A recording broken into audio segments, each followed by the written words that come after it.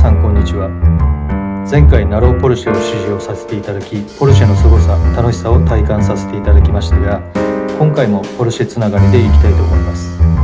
今回ご紹介するのはポルシェ930ターボ。この930ターボオーナーさんはナローポルシェのご友人の方で、いつも仲良く一緒に筑波山に来られている方で、そのよしみで930ターボに同乗させていただくことができました。それではどうぞご覧ください。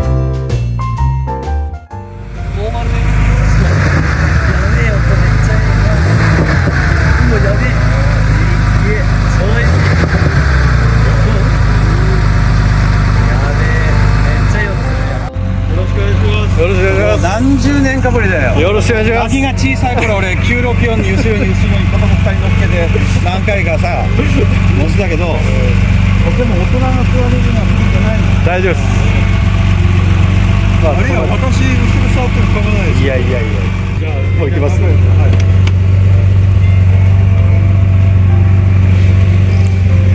はい。違法ではねえわな。あ、全然合法です。合法です。だってポルシェ4 4人で乗ってる中俺3人でさえ見たことないの。子供が乗ってたってのはたまにあるよ。ああ子供出てきたみたいな。靴脱いだ方がいいですか？大丈夫ですか？どうせ床同じもないと思う。狭いですよやっぱり。おお。あ、でもいける。なんだこれヘルメットの積んであるってなんとなく雰囲気出るじゃないですか。あ、抱えてますじゃなんで助手席座ってんだよ。みんな俺仕掛けんの。俺運転ダメですか？ダメですか？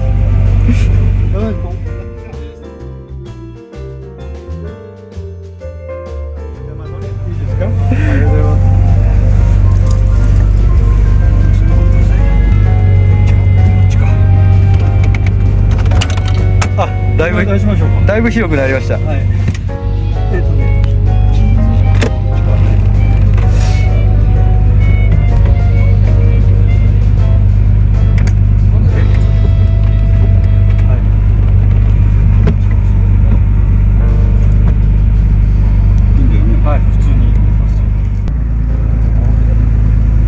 ハンドルはナローよりちょっと重いんだよね。2は無理だよね。3500からやっぱりトルクが急にモリモリするんだけど、下のトルクはじゃないのかっていうと、ナロー並みにある。十分。音は全然ジェントルですね。音はね、やっぱり基本やっぱり特別そんなにうるさいわけじゃなくて、外で聞くよりももっと静か。これは MR もそうだろうけど、MR のがまあそうではないかな。エンジンが後ろにある分音は置いてっちゃうんだよね。なるほど。だから外で聞いてる音と中で聞いてる音とはやっぱりギャップがあって、MR もそうだろうし、フェラーリなんかもそうだよね。外で聞く音と中で聞く音と全く違うんで、もうね、今その3500から電撃かけ合うでしょ。だからそれを極感っていう表現をやっぱりしたんだろうけど、まあ、自分なんかからするとすごく極感っていうイメージじゃなくて、やっぱ国産のターボとやっぱりかなり違うなっていう印象が最初にあったよな。だいぶこういう昔のものだ。最初のエアコンついてるしね、いざとなれば。あ、これエアコンちゃんとついてるんですね。モリモリ感は今でもね、やっぱおーってなる加速しますね。特に後ろ前乗ってからかもしれないですけどね。ポケットもね、スポッと開いた。シュシュシュ。あれなんですか？朝にこのターボみたいな。おお、これそうなんですか？あ、そうですか。オーナーさん、ちょっと俺のこれ持ってて。私ね、笑っちゃうけど。やばい。怖くてね、後ろやばい。修理前はさ、下からトルクモリモリだったんで。男がね、俺のナロよりもちょっと過激なんじゃないかみたいな加速をしたわけだ。いや、あれは下のトルクバンドもほら、やっぱりなんていうかな、落とさないその走りするのには、箱根みたいな道のが合うんだろうけど、でもやっぱその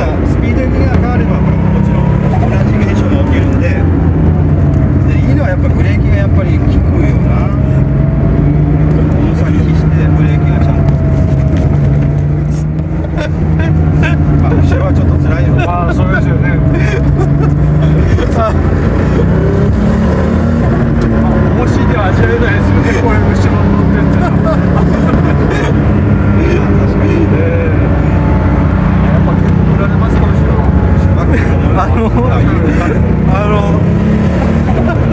れ筑波山だからいいけどさ、違う2着ホワイト模様持っとんの。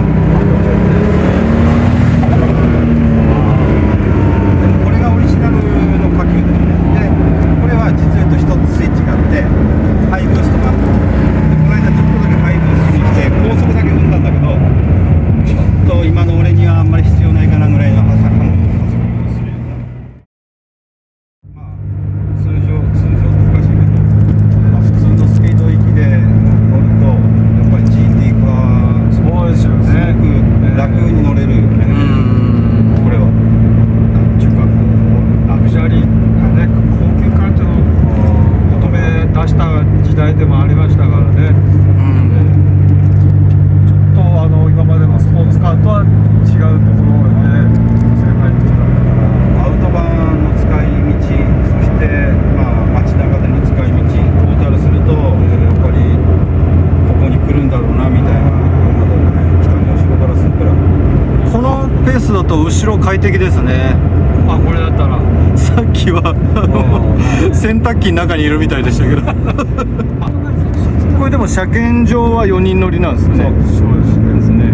私のはもう車検上も後ろのシート取っ払っちゃったら2人に申請し直しちゃってる。そうですね。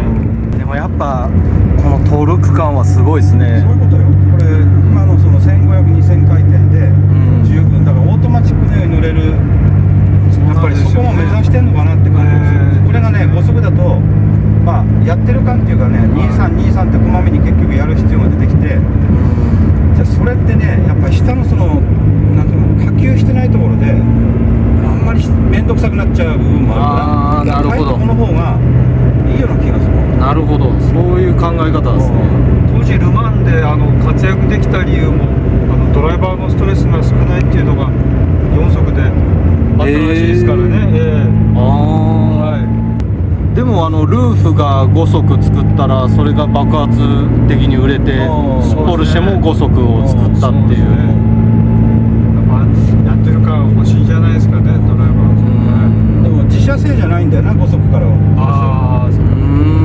どこのなんですか。なんだっけ、なんとかゲトラグ。ゲトラグの G50 っていうタイプの。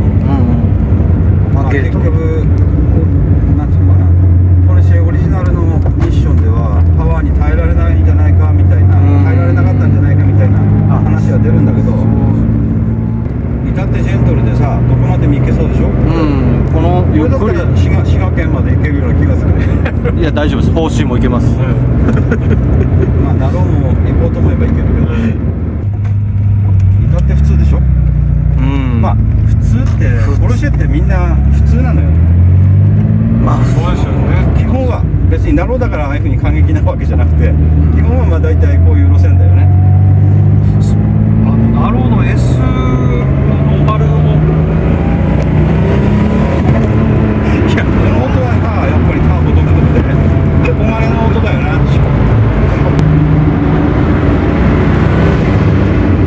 このパワーバンドっていう表現では絶対このターボは表現できなくて、ここだけを使うっていうのはもう不可能だと思うんだよな。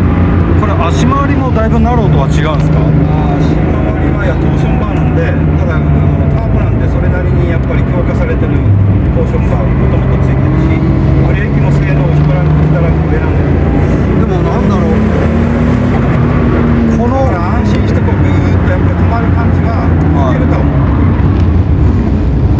なんだろう、このどっしりした感覚のせいか、ナローよりこの接地感が高い感じです。高い高い、全然運転しててそうだよ、安心感がある。滑ってる感じはそうナローは完全にこういうところはお尻ちょっと振りながらっていうのよりもギアがスライドしてないとうまくコントロールできないけど、これはちゃんと追従してくれるんで楽にって、まあ、同じスピード域なら楽にコーナー入っていける。これは間違いない。かなり運動性能は高いと思うよ、この今見てもこの車を。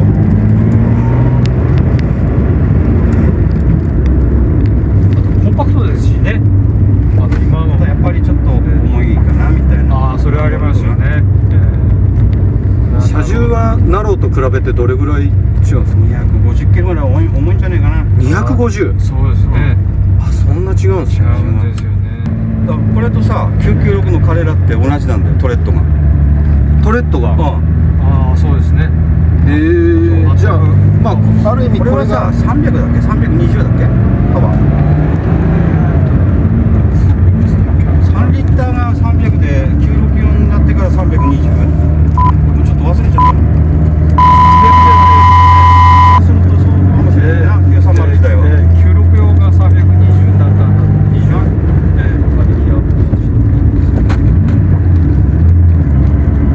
あとその分120キロ今度重くなっちゃう感じですか。996彼らはさ、後期の中が320馬力あるんだよ。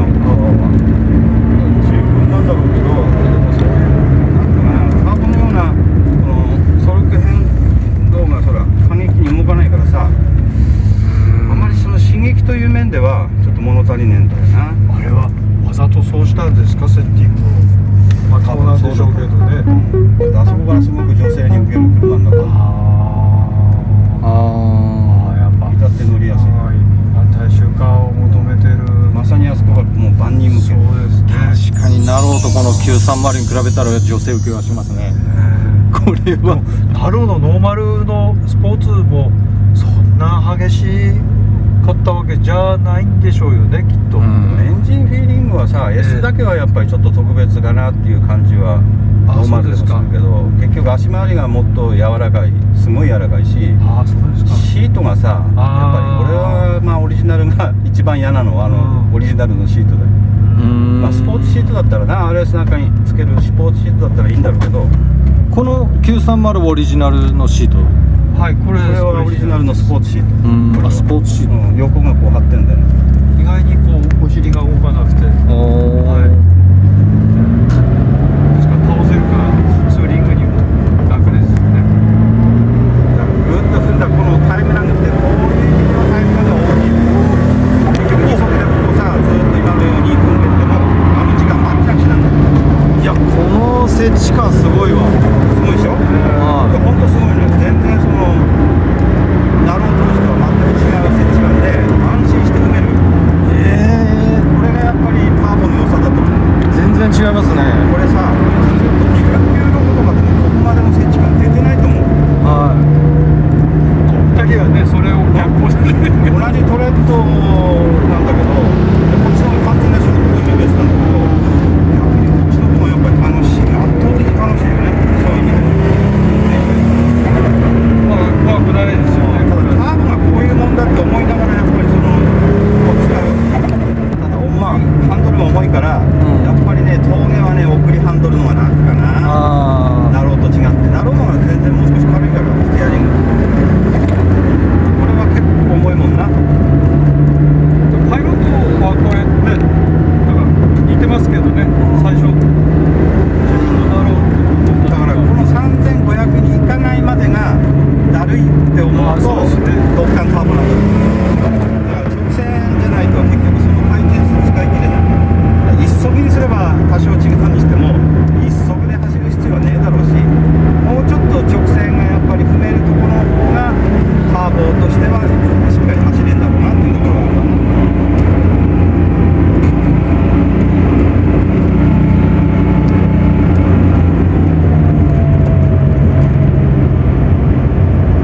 な。足回りは変えてあるんですか？足回りは、ブレーキだけ変えてありますね。足は基本的に車高は落としてあるけど、はい。ここ確か、ショックノーマルなんですか、これで。確かノーマルのやつついてたと思う。練習を変えてあるかちょっとそこまでわかんないけど、まあこんなもんじゃねえかなみたいな感じはするので、964はもうあれコイルオーバーになってたけど、多分当時からこんないい足なんですか？当時から間違いなくこの足がついてると思う。素晴らしいですね。だって930ターボってやっぱりなんか本当にオールマイティーな車って評価されてたぐらいの車だから、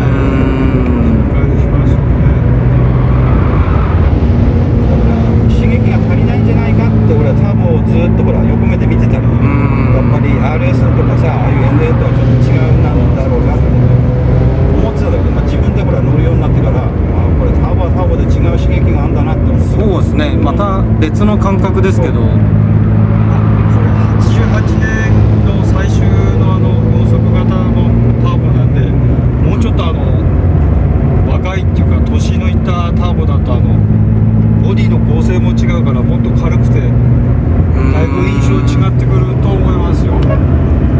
特にインタークーラーつく前のターボなんで、威圧感があると思う。あそうですよね OG と同じ、前の車はね、余計それはそうですね、あんなちゃんと車間開けてたのに、俺のナローはね、めったに譲られるってことターボはね、意外にやっぱり視界入ってですね、この後ろが出てる分、映り方が違うのかもしれないな。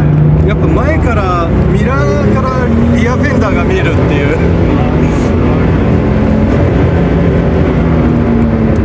でもターボの割には、まあ、ある程度、まあ、下のギアだけど、エンジンブレーキもいわゆるそのターボであんまり効かねえなっていうことじゃなくて少し効いてくれる。エンブレもな割と効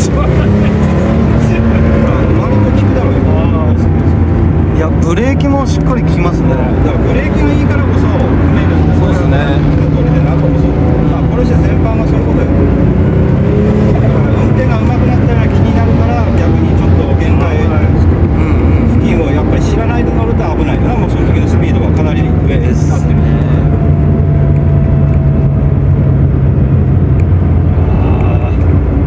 すごいいい経験させてもらいました。だからまあオーナーさん曰くそのちょっと踏めないんだよねっていうのはその限界がどこにあるのかちょっとはっきり分かってないからどこまでいけんのみたいな。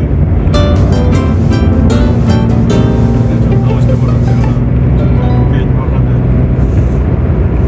基本動きは同じだからその MR と違って合図があるんで、FR も合図があるんだけど FR が合図があってから割とゆったりでカウンター当てるの慌てなくて当てられるんで。前言ってたただそこでいうその MR が駒のようっていうのはその合図らしいものがあった時にはすでに相当リアが触れてる。で RR はなぜ扱いづらいってよく言われるかっていうと重心が動くからだ。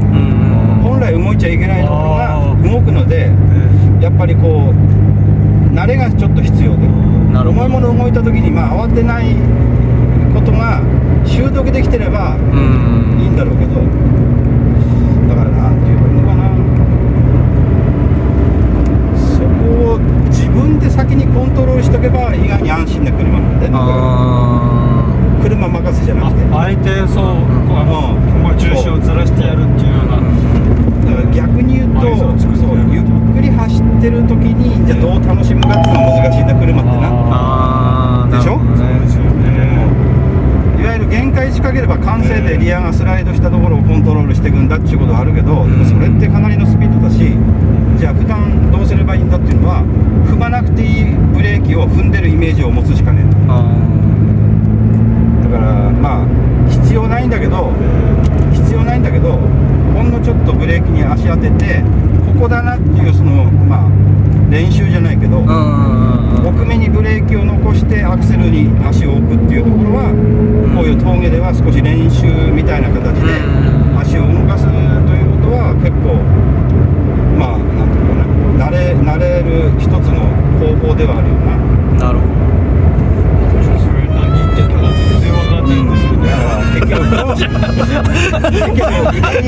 曲がるためっていうのはフロントタイヤのグリップ力を高めるために普通に入っていくとただただやっぱりハンドルも重いんだけどアンダー強いな曲がんねえなみたいなことになってるわけだよ。やってみないとわかんないですよね本当ね。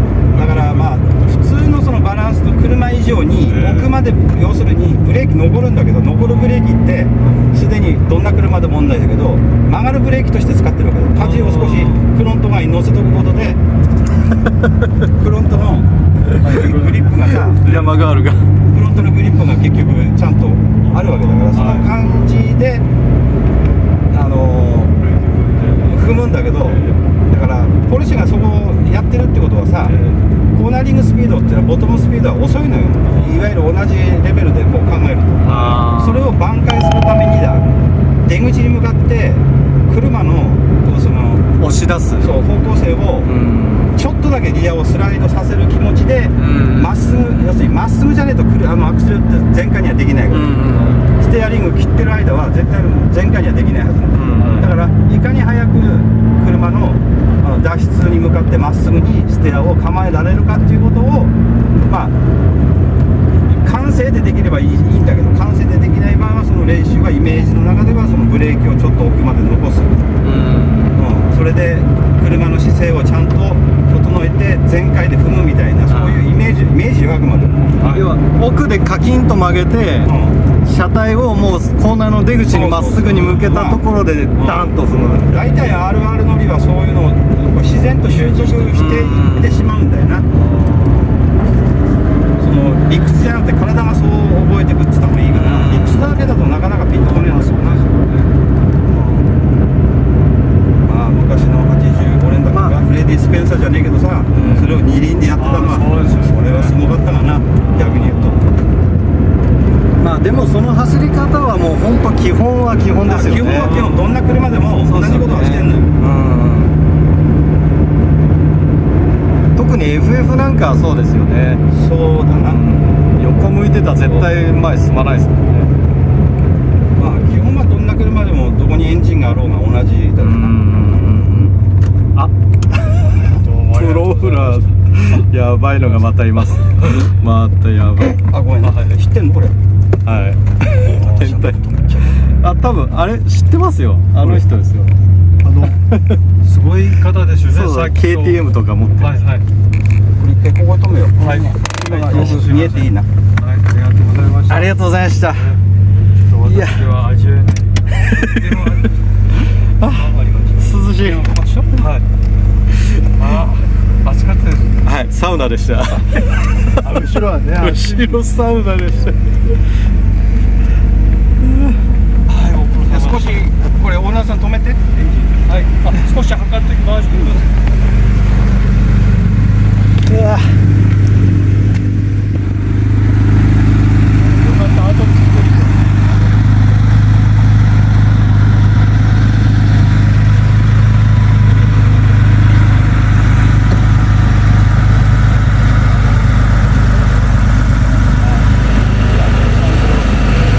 はいはいはい。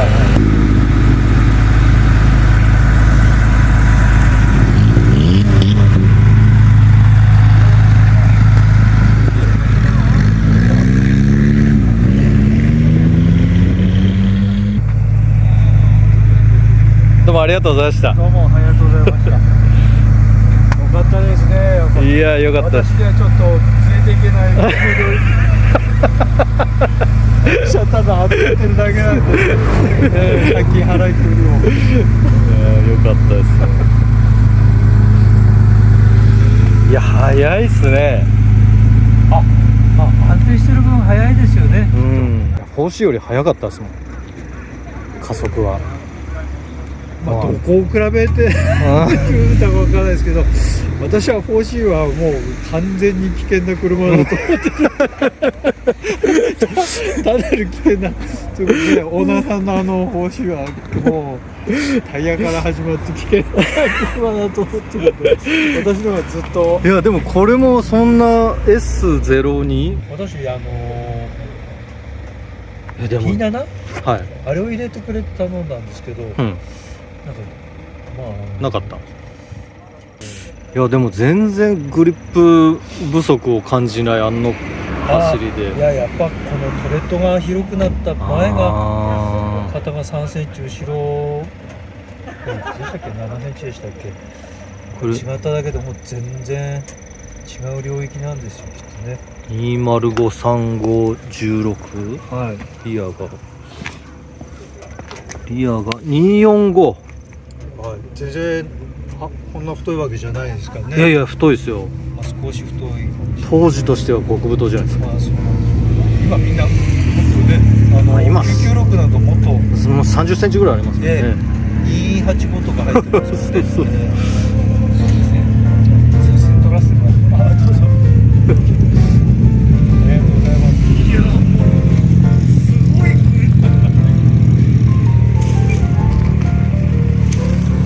私も借金どうやって返そうかと思って今、まあね、いろいろ考えてるんですけど。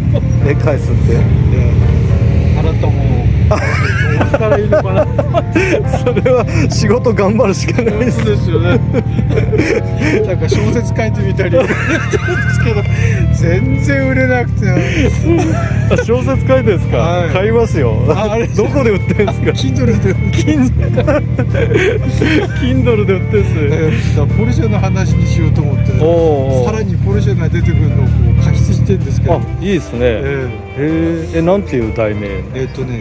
Can't Sing Like Julie っていう、 Can't Sing Like Julie。はい、ジュリーみたいには歌えないジュリー・ロンドンっていう歌手が昔いたんですけど、アメリカに、その人の曲と初恋の思い出をこう語って下ネタをまばらしているっていう。その下ネタがダメなんじゃないですか。そうですか。してみてるんですけど、やっぱりなかなか売れないですよね。